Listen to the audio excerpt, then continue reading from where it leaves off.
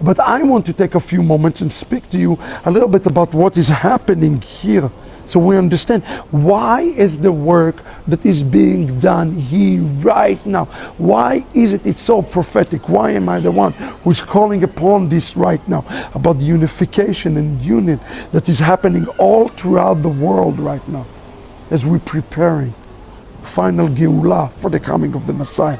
In the beginning of the portion here, Parashat Bechukotai, that we're finishing the book of Vayikra, God affirming what he started in the beginning of the portion.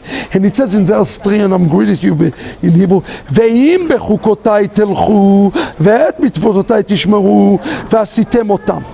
Now it says here, if you go in the chukim, okay, which translated in general as law or statutes, and you partake in my mitzvot, if you guard those mitzvot, and you are to do what? You are to do them. This is important. Do we want to keep those things? Because he said, then I'm going to give you the rain, I am going to give you the fruit, I'm going to give you all of those things in the seasons. Okay? Now you have to understand something. God says, I'm going to give you the Torah, and the mitzvot is the remedy.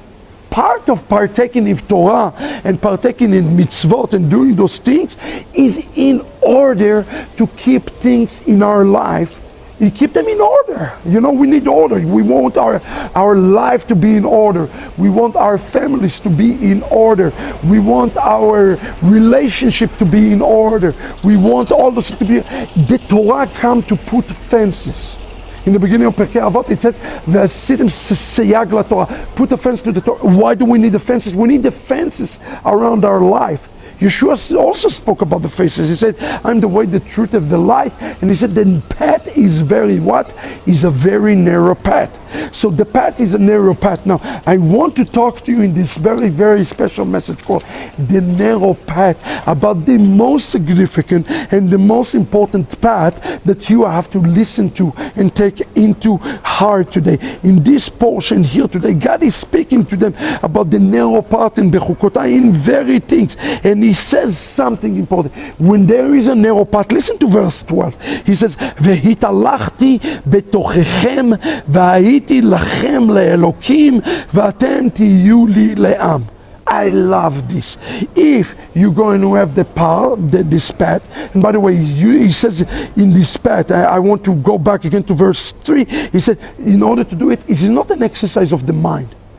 It is the exercise of the action.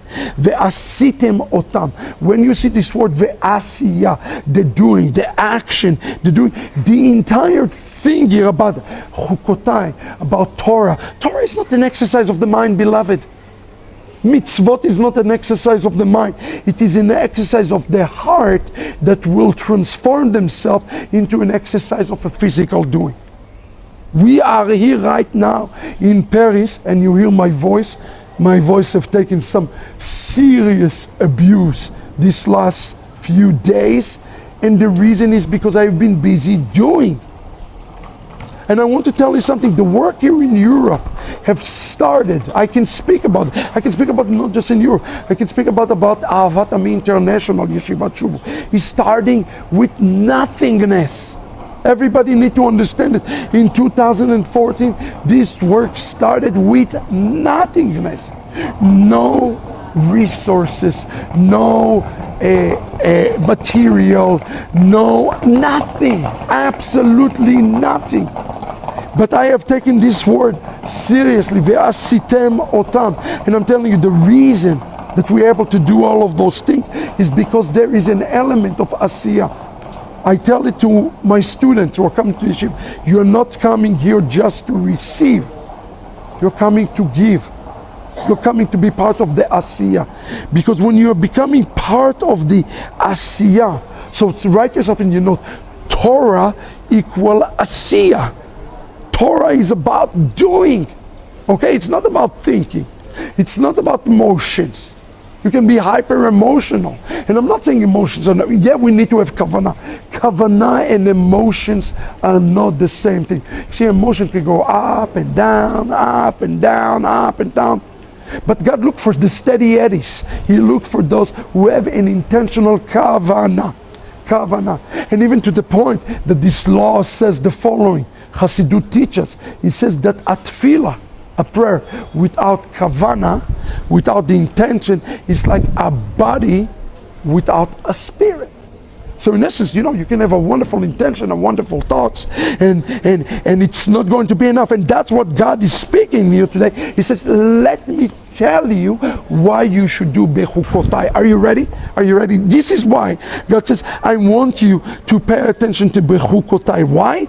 Because if you do the bechukotai, listen to what it says, verse 12, Ve'italachti betochem, I will walk inside of you, והייתי לכם לאלוהים, and I will be to you God, ואתם תהיו לי לעם, and you will be people. Okay? And he said, ולא תגעל נפשי אתכם, which means I will not spurn you, I will not be disgusted with you, I will want this fellowship, I would want the lechadodi, I would want to be part of you and tabernacle with you. So how does God know that we're saying we want to tabernacle with him? How does he know? You see, because God have a love language too. Everybody need to understand, God have a love language. And the love language of God is the love language of mitzvot. When we perform mitzvot, just 100 meters from here, the Lubavitcher Rebbe synagogue was where he started. And matter of fact, in the end, I'm going to show you a little clip. I hope it will be touching to you. And I had a chance to meet the rabbi that's running this synagogue, where the Lubavitcher Rebbe started before he even went to the land of Israel, before he went there. And I asked him, so why are you here? What's your purpose? What's your purpose? He said, very simple. For a Jew to do a mitzvah. If a Jew does a mitzvah, even one Jew does one mitzvah, I have brought the Messiah to the world. And this concept is found right here in this Torah portion. And he says, listen to this. It says, this is amazing. So how do we do it? He says, listen, you shall eat, this is amazing. You shall eat the old grain, the chukim, the mishpatim, the Torah. And you shall have a clear out the old to make what?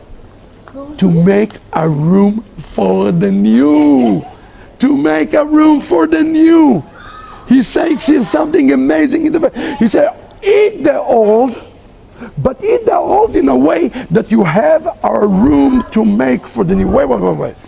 If I'm eating the old, how can I make a room for the new? Let's understand it. ואכלתם ישן נושן, וישן מפי חדש תוציאו. What it actually says, as you eat the old, something new have to come from inside of you. This is the secret of the Torah. This is the real secret of the Torah, beloved. We need to consume ourselves with the chukim. We need to consume ourselves with the mishpatim.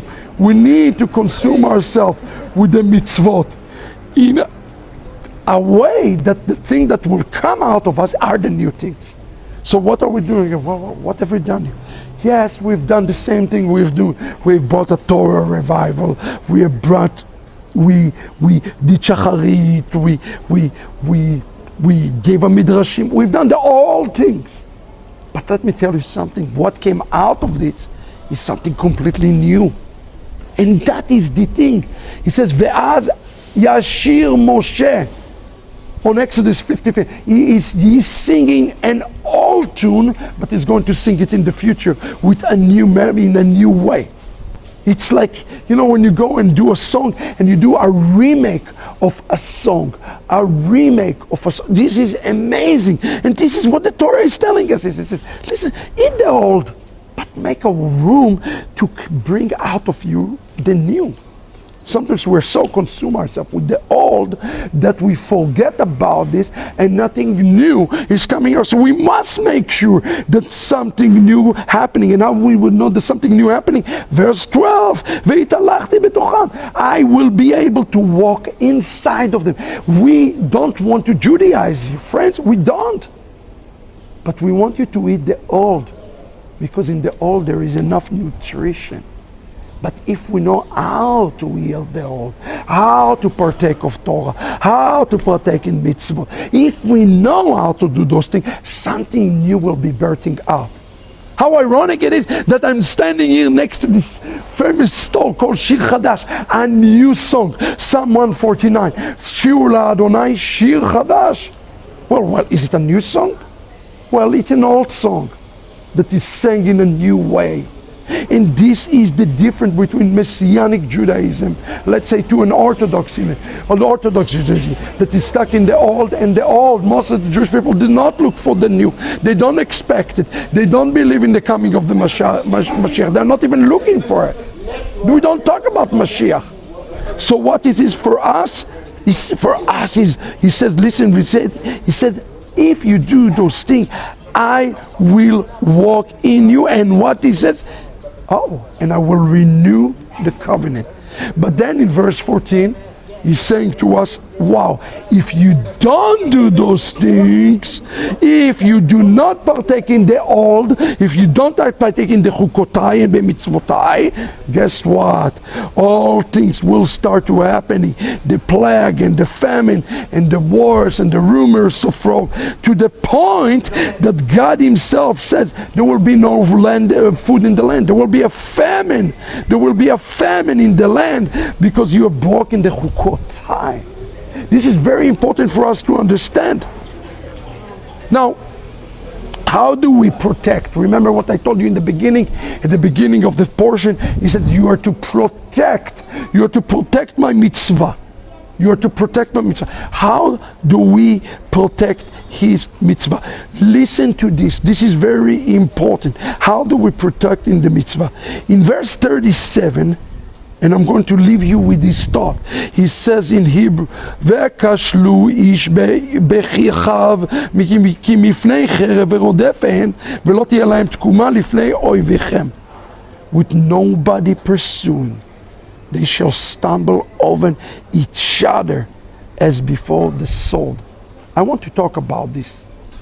Our organization is being attacked in a way that you cannot imagine.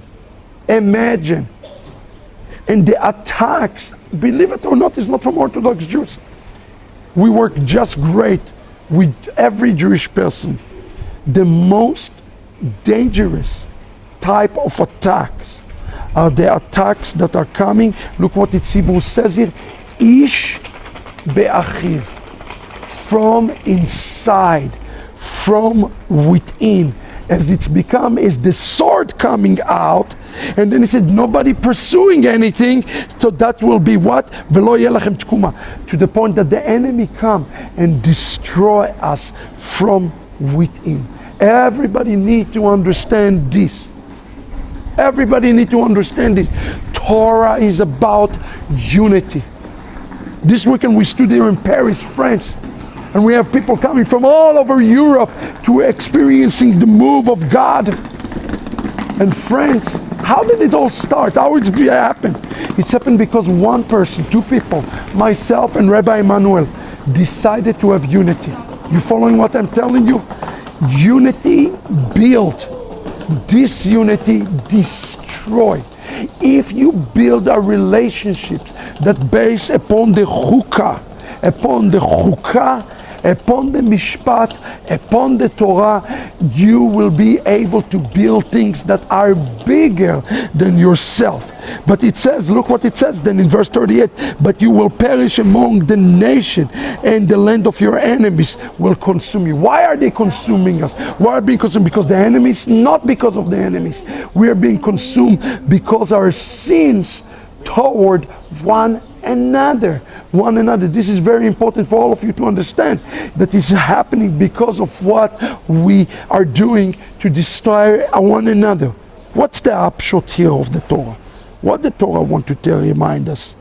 Because it's in verse 42, and I will remember my covenant of Yaakov and so forth.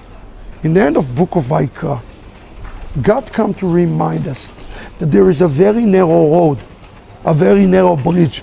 Rabbi Nachman, of course, sing the song, Kol ha'olam kulo gesher tsar me'od. Okay, there's a very narrow bridge. The narrow bridge is a bridge that you have to understand something. God wants to travel in this bridge with us. He wants to do it with us. So what do we have to do? We have to, number one, take the old, consume the old. Don't get rid of the old. If you remove it, you know why we're being attacked right now? People are offended when we teach Torah. I'm going to tell you flat out. People wrote me, some Messianic leaders, we are offending you teaching Torah, and even worse, that you're teaching it to Gentiles. God help them. If we don't do those things, if we don't teach Torah and there is no chukah, God cannot do a tabernacle with us. He cannot go in the road with us. He cannot do any of those things with us. Everybody need to understand that's number one. Number two, we need to strengthen the foundation of the road, the foundation of the bridge. How do we do it? It's only through unity. It's only through brotherly love. It's only through relationships. Because the second we don't do those things, look what's happened in the text. We are stumbling on each other's sin.